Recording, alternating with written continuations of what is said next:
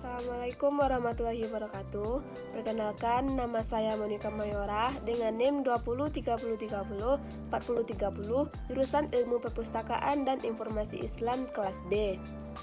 Pada kesempatan ini saya akan menjelaskan fungsi-fungsi manajemen perpustakaan sekolah jika suatu saat nanti saya diposisikan sebagai kepala perpustakaan.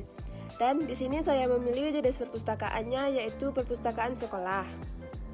Sebelum kita masuk ke fungsi-fungsi manajemen perpustakaan, terlebih dahulu kita harus mengetahui mengapa pentingnya manajemen perpustakaan sekolah pada suatu perpustakaan. Pada setiap instansi atau sekolah, pasti dalamnya terdapat perpustakaan yang berguna untuk menunjang proses belajar mengajar dan kegiatan dalam instansi atau sekolah tersebut. Perpustakaan sekolah salah satunya. Perpustakaan sekolah adalah perpustakaan yang diselenggarakan di sebuah sekolah dan dikelola sepenuhnya oleh sekolah yang bersangkutan yang berguna untuk mendukung terlaksananya dan tercapainya tujuan sekolah. Selanjutnya yaitu manajemen perpustakaan sekolah. Apa itu manajemen perpustakaan sekolah? Adalah proses penerapan fungsi-fungsi manajemen sumber daya untuk pencapaian tujuan perpustakaan sekolah secara efektif dan efisien. Fungsi-fungsi manajemen ada 4. Yang pertama ada perencanaan, yang kedua pengorganisasian, yang ketiga ada penggerakan, dan yang keempat ada pengawasan. Manajemen berguna untuk mengarah, mengatur, dan mengendalikan, mempengaruhi sumber daya perpustakaan sehingga dapat bekerja dan berkarya dan melakukan tugas-tugasnya dengan baik. Jika tidak ada manajemen, maka suatu perpustakaan akan terbengkalai. Jadi, jika kita ingin perpustakaan kita itu berjalan dengan baik, sesuai dengan rencana yang telah kita tetapkan, maka kita harus mempunyai manajemen yang baik pula. Kita masuk ke fungsi-fungsi manajemen perpustakaan. Yang pertama ada perencanaan. Dalam perencanaan ini ada beberapa unsur yang harus dilakukan, antara lain yaitu what atau apa yang akan dilakukan. Sebagai kepala perpustakaan nanti, saya akan melakukan yaitu antara lain menjadikan perpustakaan sebagai suatu kebutuhan bagi peserta didik dan tenaga kependidikan. Kedua, menjadikan perpustakaan terbaik dan terfavorit. Ketiga, meningkatkan minat baca peserta didik dan tenaga pendidikan. Keempat, menyediakan dan melengkapi fasilitas-fasilitas perpustakaan sesuai dengan kebutuhan.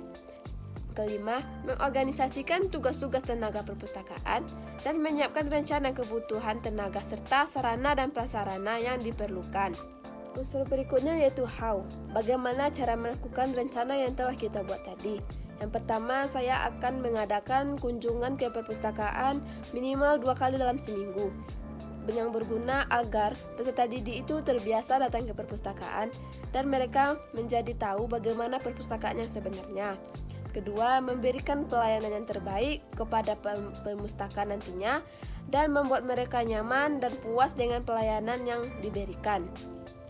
Yang ketiga, menyediakan berbagai koleksi yang tepat, membangun suasana yang lebih baik dan menarik serta menyenangkan. Yang ini agar pemustaka nyaman berada di perpustakaan.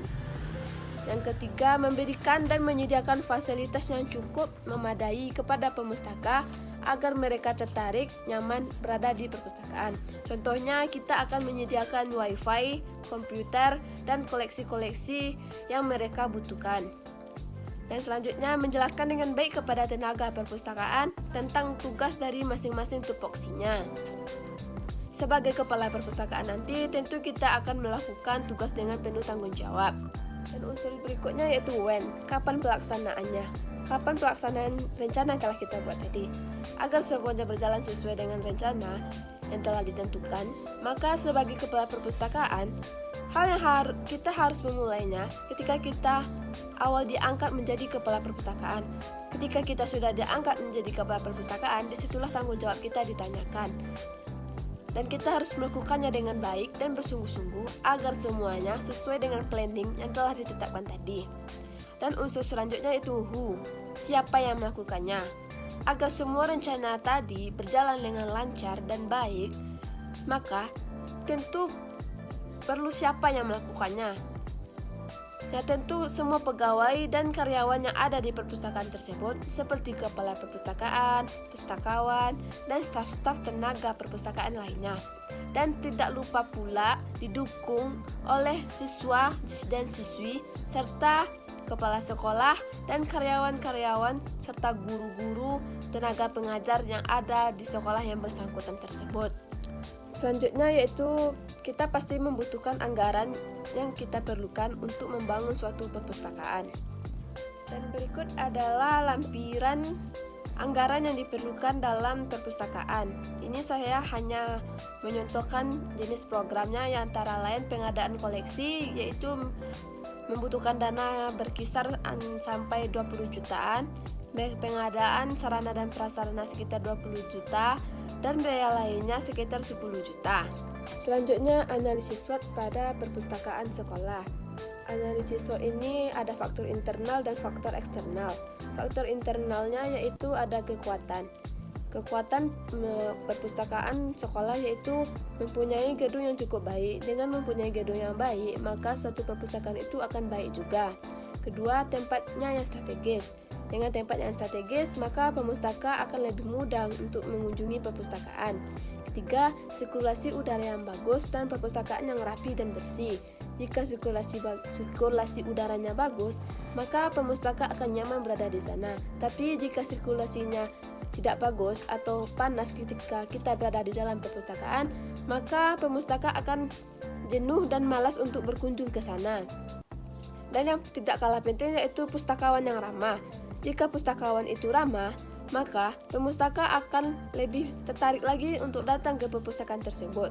Justru sebaliknya, jika perpustakaan itu tidak ramah, maka pemustaka akan malas mengunjungi perpustakaan tersebut sehingga membuat perpustakaan itu menjadi sepi.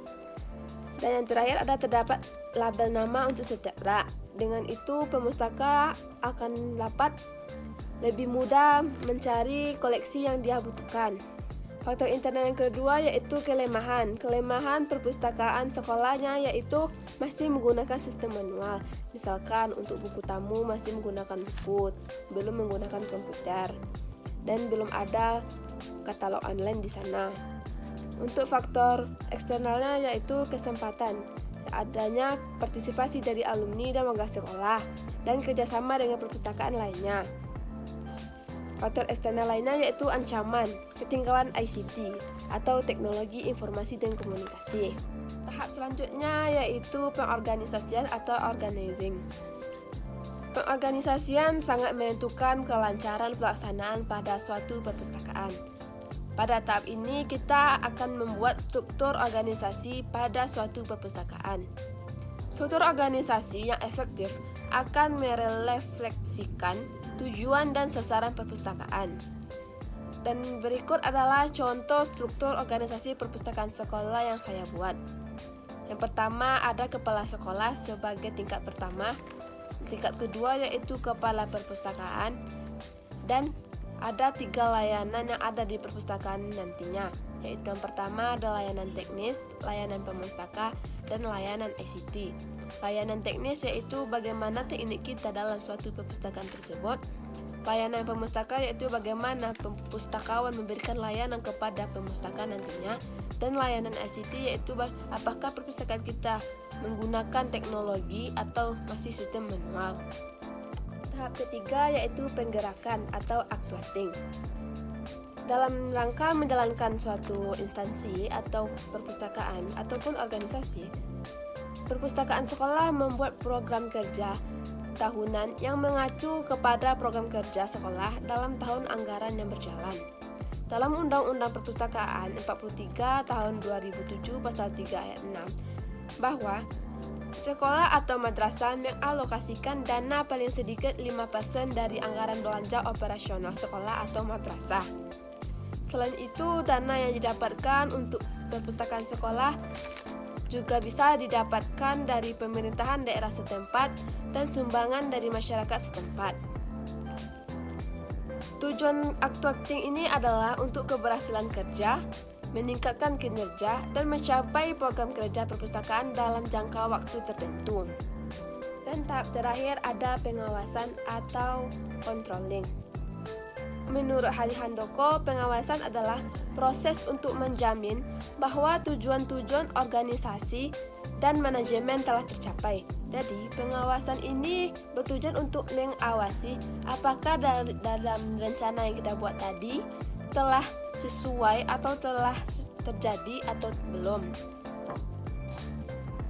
Pengawasan ini sangat perlu diadakan dalam manajemen perpustakaan karena jika tidak ada pengawasan, belum tentu rencana yang sudah ditetapkan tadi bisa berjalan dengan baik dan akan terlaksana. Dan itulah kegiatan-kegiatan dari fungsi-fungsi manajemen perpustakaan yang jika saya diposisikan sebagai kepala perpustakaan sekolah suatu saat nanti.